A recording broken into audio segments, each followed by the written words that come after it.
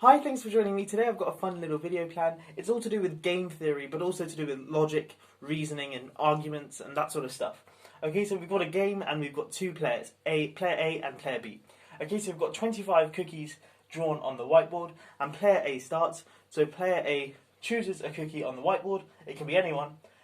Say they choose this one here, and then what they do is they eat all the cookies to the right and above of that cookie. So if they choose this cookie here, then they're going to eat all of these cookies here.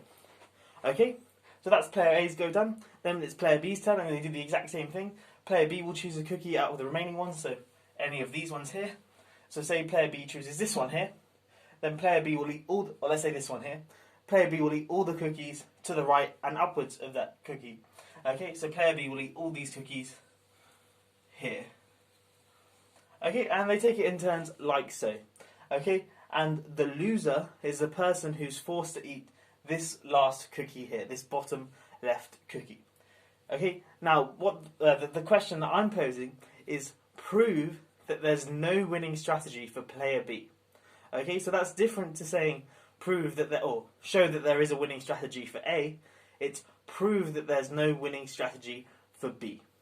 Okay, so if you want to have a go at this, this is kind of like a thought process one. I'm not really sure how to describe it, but it's a really cool one, and do stick around for the solution. But if you do want to have a go and try and work out, or try and prove that B doesn't have a winning solution, have a go now, and I'm going to get stuck into a solution.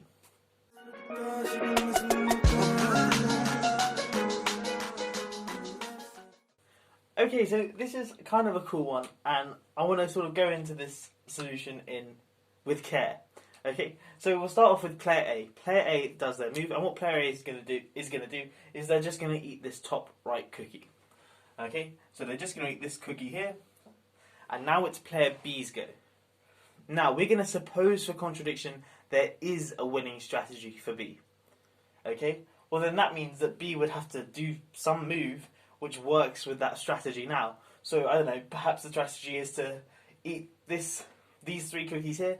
I don't know, depending on, obviously it will depend on what A does, but B would have something that they do in correspondence to A's move. But, so suppose B's move is this thing here, so B's move is to eat those three cookies there, and now it's A's go, so we're just left with these cookies here. But, if there was a winning strategy for B, i.e. the position that B has put A in now with just these remaining cookies forces B to win if B continues with this strategy, well, surely then A would just start off the game eating the top four cookies, like so. Okay, so they're in the exact same position, except now it's B's turn. Okay, so before A had just that cookie, and then B tactically ate those three cookies, because we're supposing, for contradiction, that there is some some strategy which B can use to win. So then B would eat those three, and then it would be A's go with these remaining cookies. But obviously, if that strategy existed, then A would just eat those four cookies there, and then it would be B's turn. Okay, so sort of whatever B does to leave A with the remaining cookies, A can do the exact same thing at the start to force B to have those cookies left. I'm not sure if I'm making any sense or not, but hopefully that does make a bit of sense. Let me just quickly go over that. We had initially that A chose that cookie, and then we're supposing, for contradiction, that there is some strategy that B can apply. So B would eat, say, those three cookies, or it could be those three. But if that were the case, then surely A would just eat all those cookies to start off with, and then it would be B's turn, and A would just essentially use the strategy that B would have used to then ensure that B eats this bottom left cookie. Okay, so I'm not really sure if that has made much sense. I hope it has.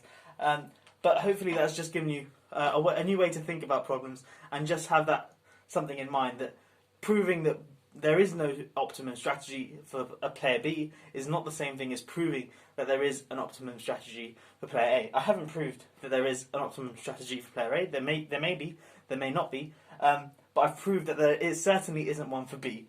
And it essentially falls down to the fact that whatever player B does, player A could have done before, forcing B to be the loser, should there be a strategy which would have made A the loser. Okay, I feel as if I'm just adding a bunch of words and repeating what I'm saying. So if this argument hasn't made sense, perhaps look at it once again. But yeah, I hope you have enjoyed this video. Definitely a different one. Let me know what you think of it. But yeah, I came across this sort of logic puzzle and I thought it was quite cool, and I thought I'd share it with you guys. Anyway, that's all for today. I will catch you in the next one. Have a great day.